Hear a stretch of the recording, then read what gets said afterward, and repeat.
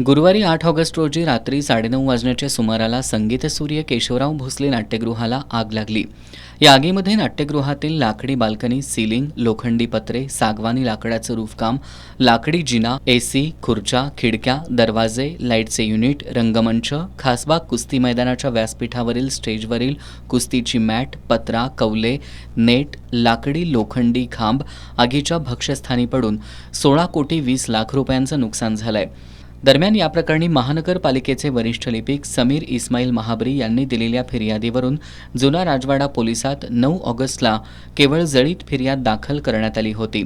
मात्र शहरातील सर्वपक्षीय कृती समिती गेले 20 दिवस केवळ जळीत नोंद नको तर अज्ञाताविरोधात गुन्हा दाखल करा यासाठी पाठपुरावा करत होती.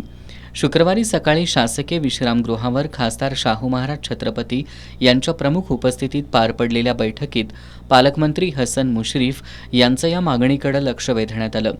त्यावर पालकमंत्री हसन मुश्रीफ यांनी जिल्हाधिकारी अमोल येडगे, महापालिकेच्या प्रशासक के मंजुलक्ष्मी यांना तात्काळ गुन्हा दाखल करण्याचा आदेश दिला.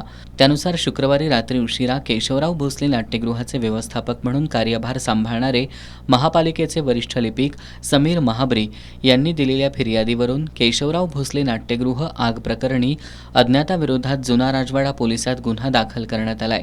या प्रकरणी पोलीस निरीक्षक संजीव कुमार झाडे अधिक तपास करतायत.